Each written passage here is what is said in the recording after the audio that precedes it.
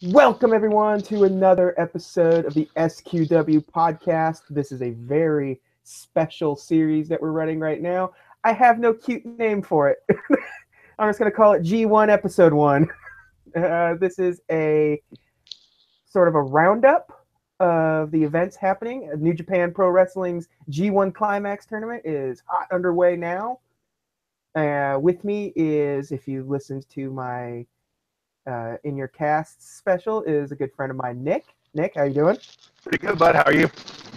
Doing great. So we've within the last year, New Japan Pro Wrestling has become sort of more accessible than ever to people like me and you.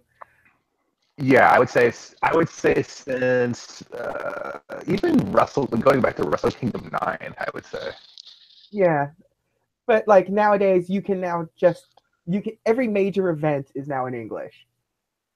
Yeah, And that helps a lot, having English commentary.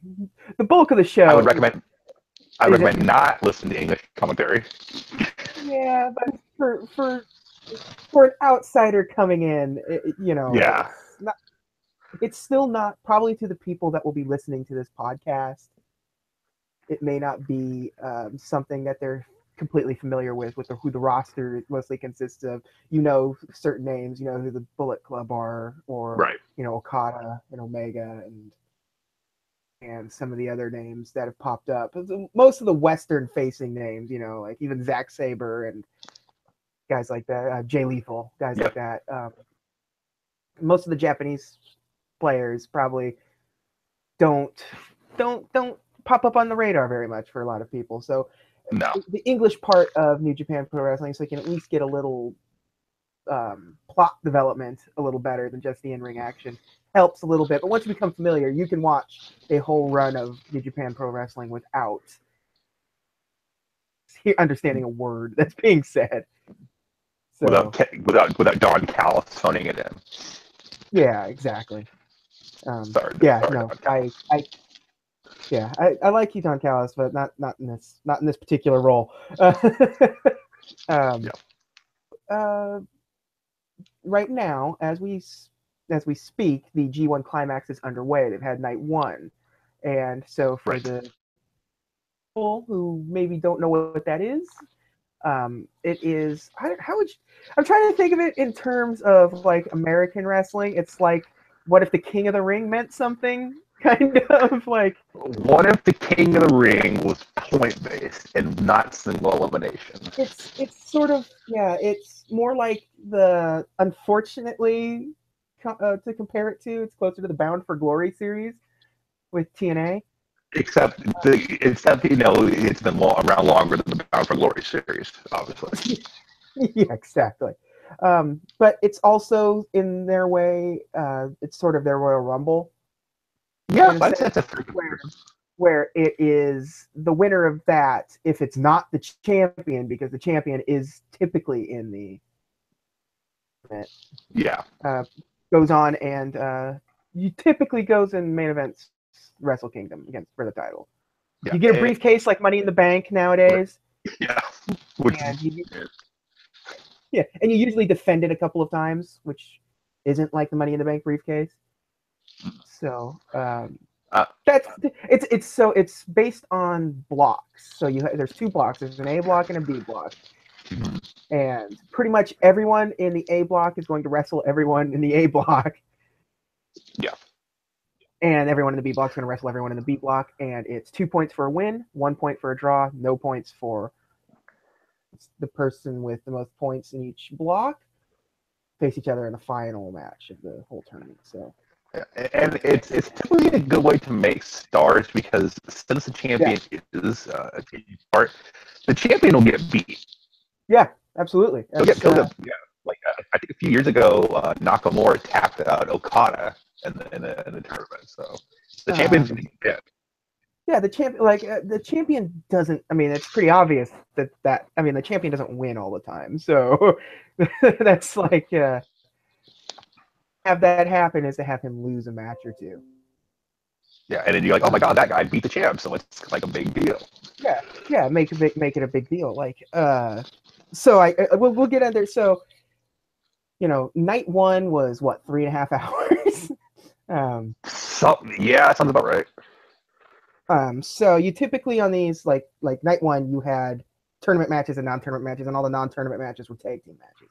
Yeah, multi-man, Um, 6-man, multi-man, like that. yeah, 6-man tags. Like what was it? Los Incorrigibles fought themselves, like Yeah, there was matches Elgin, Jushin Liger, Juice yeah. Robinson, I think. Yeah. Suzuki Gun and Bullet Club had Yep. a Chaos versus Chaos. Yeah. But that if it's all very good wrestling, but that's not really that's not what sort of the focus is, especially on this particular series that we're doing. I would say the 6-mans or the mozzarella sticks before your entree comes. Yeah. You like if you have the 3.5 hours and you're not watching this live, go ahead and watch them, because you're gonna get they're better 6-man tags than you're gonna get out of a randomly thrown together WWE main event that they do. Absolutely. So we're not discounting them as matches, but we are saying is, for all intents and purposes, they're skippable. Especially for this particular podcast series. This is really the focus of the G1 tournament itself, like where the standings are right now, what like who wrestled who, like where we're standing in the initial inevitable finals. So we've only had night one, so we've only had 5 matches. Pull it up here. Yeah, we've had 5 matches. I believe that's for and they're all, night one was all block A matches. Yep. Night 2 will be block B matches, and they'll so I guess we could just kind of get underway with it. There's a couple of matches that really aren't, it's the first night of a tournament, so there's a couple of matches that aren't really worth like spending too much time on. No. It's really I would say there's like 3 matches of this thing that we can kind of focus on. Yeah, like Yoshihashi versus Yuji Nagata, fine match. I know you missed that one. Yeah, it's all right. I don't feel bad about missing that.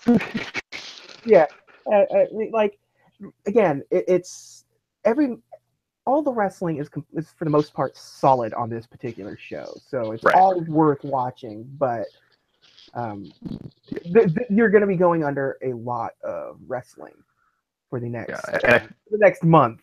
Like, I mean, this is just ongoing for an entire month, and so if you're, I think I told you before we started recording that I didn't mind missing that match, because I'm under the assumption that neither one of those guys is going to win the G1. Yeah, I could be wrong. Yeah, I mean, this could be. I don't see you got to take it. Yeah, it's finally his big rise back to the top.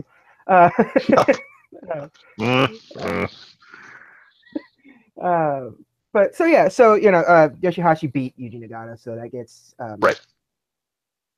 2 points. So he's already in terms of if we're doing it based on the podcast, he's in the lead right now. For the, Do you want to explain how the points are broken down? Like, I think you can do that better than. Okay. I've been talking too much. Okay, so basically it's 2 points for a win, obviously no points for a loss, and I think it's 1 for a draw, right? 1 point for a draw, so that's where you end up getting some of the tension from. Like, if you need to create some sort of like close game in these tournaments, you can go for a draw. They're not super common. No. I think the draw played a role last year, wasn't it? Yeah, I think it's last year, probably. Or the year before. Yeah, I don't know. It was recently enough that it was. Yeah. The thing that's good about New Japan is that they don't abuse their sort of rule set that they have. No. Like Omega Okada 2 went to that wrestled at Broadway to a draw sort of thing. So that was like the first title match that went to that in like 12 years. So That I didn't know. yeah, so like it's just they have they have these rules in place. They won't abuse them. You know, like how WWE will use a count out or disqualification or a draw or something like it's multiple times a year. Like it's multiple times a week even, just to sort of prolong a storyline or whatever. So like, you know, you get your 50-50 booking and what have you. Yeah. They don't really go that route. They don't really like it's all about the sort of in-ring storytelling, which is, you know, how it should be, Which is you know. important. And also, Yeah, as opposed to WWE, like they'll kind of WWE will kind of like telegraph a stipulation playing a role ahead of time, like if the champ gets disqualified, loses the belt, kind of thing. So there's going to be a screwy finish. Or like, They don't really do this here. No, they don't. They don't, and you know that's you know why it's becoming increasingly more popular. You know that's why they can come to Los Angeles and sell out a couple of nights in LA. You know it's going to get bigger in the West, and It's like amazing to me. Too, so it's amazing to me like watching that G1 special. This is Los Angeles, this is the United States. You have the American Nightmare, Cody Rhodes, this big, American free agent, and he wrestles like the top star of Japan and Okada, and Okada is overwhelmingly the favorite for the fans. I mean, it is a very specific crowd that went to that show, but at the same time, you know, it is incredible to see stars get that sort of reception. Okay. That's exciting. All right, let's see. What should we which match should we focus on next? Which one do you think would be the on this block tournament? I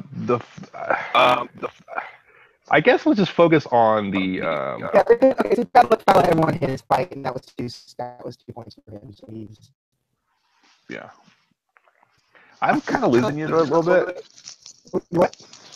I'm kind of losing you there a little bit. The reception's kind of. A second.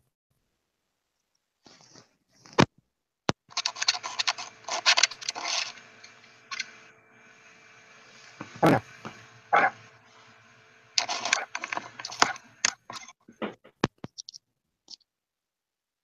Can you hear me now? Still a little staticky, but we can make it work. Okay. And sometimes it's just explaining.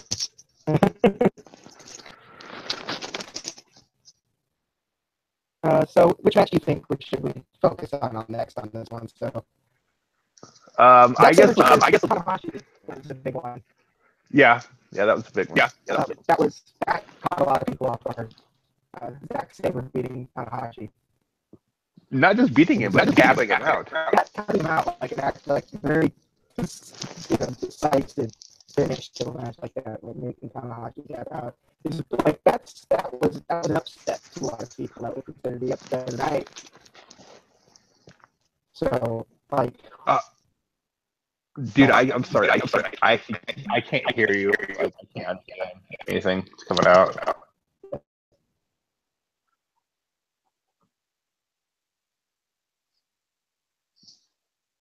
Can you hear me okay?